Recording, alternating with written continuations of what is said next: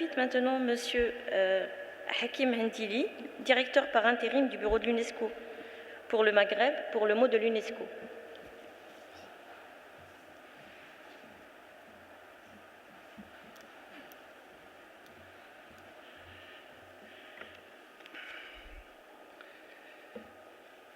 Bonjour. Monsieur le ministre de l'Enseignement supérieur, de la Recherche et de l'Innovation, Madame la ministre chargée de la transition numérique et de la réforme de l'administration, Monsieur le président de l'Université Mohamed VI Polytechnique, Madame la directrice du Centre international de l'intelligence artificielle du Maroc,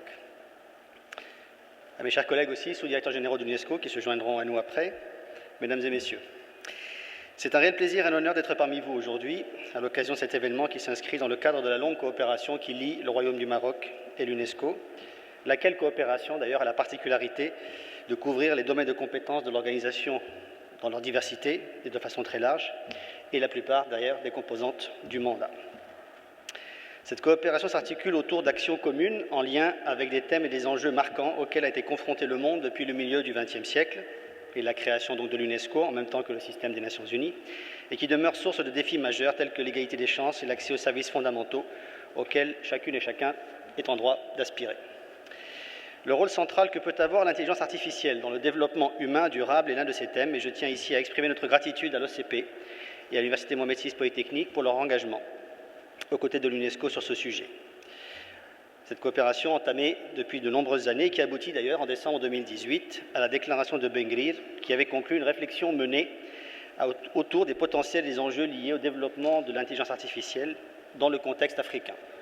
Comme vous le savez, l'Afrique, c'est l'une des deux priorités globales de l'UNESCO, il est important de le rappeler, l'autre étant l'égalité des genres, mais je reviendrai dans quelques instants sur ce deuxième point.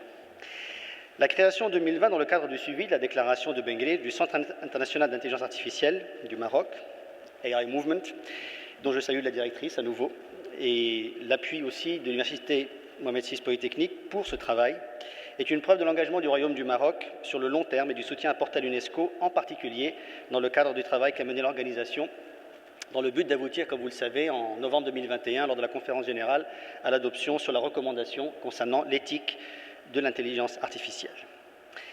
L'avènement de l'intelligence artificielle est une chance évidemment pour l'humanité, mais aussi une source de questionnement et d'appréhension somme toute légitime. L'IA est présente partout et à tout moment, et sa place dans la vie des personnes ne cesse de s'affirmer à tel point que l'on est en mesure de se demander si un point de non-retour n'a pas été franchi, et si tel est le cas, ce que cela implique pour l'avenir du monde. La révolution numérique est elle aussi indissociable du développement de l'IA. Elle a bouleversé les codes sociaux, culturels et économiques. Le numérique a même, dans certains cas, tendance à devenir une fin en soi, plutôt qu'un outil au service d'autres objectifs. Au-delà des perspectives exceptionnelles qu'a ouvert le développement de l'IA du point de vue technologique, certaines dimensions philosophiques, voire peut-être métaphysiques, sont apparues et sont désormais indissociables des considérations scientifiques et techniques. Cela démontre donc combien il est nécessaire que les avancées de la recherche en matière d'IA intègrent à part entière ces autres considérations, afin d'assurer l'équilibre fragile mais nécessaire entre innovation et développement technologique d'une part et préservation des libertés fondamentales et du libre arbitre d'autre part. Comme toutes les grandes révolutions technologiques qui ont marqué l'histoire de l'humanité, il est donc apparu nécessaire d'encadrer, sur un plan moral et éthique, les profondes mutations de la société générées par l'avènement de l'intelligence artificielle. C'est ce à quoi la recommandation sur l'éthique de l'IA entend contribuer en tant que premier instrument normatif international jamais adopté sur le sujet. La recommandation établit un cadre mondial basé sur les droits humains, un caractère inclusif et pluraliste, plaçant justement l'humain au cœur du développement de l'IA. Et d'ailleurs, le fait de placer l'humain au cœur du développement est une approche générale dans le cadre du programme de développement durable à l'horizon 2030 et des 17 objectifs, comme vous le savez, adoptés en septembre 2015 par l'Assemblée générale des Nations Unies pour encadrer ce développement et le mener à bien. Et en fait, cela s'inscrit aussi dans la perspective plus générale du développement durable sous toutes ses composantes. L'autre pilier de la genèse de la recommandation sur l'IA est le large processus participatif et multipartite qui a guidé son élaboration. Il en résulte un outil de pondération et d'ajustement censé permettre au développement exponentiel de l'IA et de son application et de s'inscrire dans un cadre qui garantisse à la fois la sauvegarde des intérêts des générations présentes et futures, la préservation de l'environnement, de la biodiversité et des écosystèmes, le respect de la diversité culturelle sous toutes ses formes, à tous les stades du cycle de la vie des systèmes de l'IA, et puis la protection, la promotion et le respect des droits de l'homme et des libertés fondamentales, de la dignité humaine et de l'équité, y compris l'égalité des genres. J'avais dit que je reviendrais sur ce point, et je salue aussi le fait que nous soyons le 8 mars aujourd'hui. Donc comme vous le savez, comme chaque année, nous célébrons cette journée comme celle des femmes, et par extension celle des droits des femmes, qui est évidemment au cœur du mandat des Nations Unies. Une occasion pour rappeler que des progrès substantiels demeurent à réaliser dans les différents domaines du développement de la société, en matière d'égalité des genres, bien sûr, y compris d'ailleurs dans le domaine de l'IA, puisque certains chiffres sont intéressants. En effet, il n'y a que 22% des professionnels LES qui soient dans le domaine de l'IA, qui soient des femmes. Et cette sous-représentation dans le secteur fait que les technologies de l'IA peuvent, dans certains cas, reproduire certains des préjugés qui sont liés donc, aux stéréotypes du genre.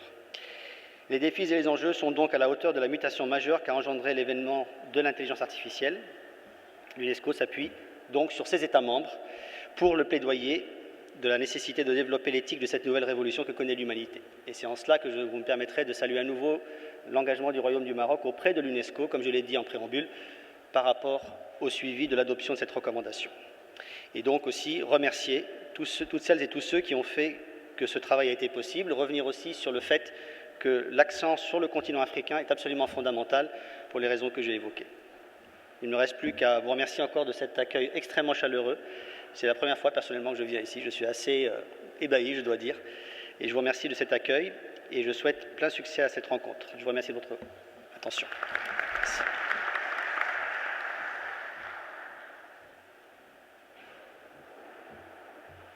Merci beaucoup.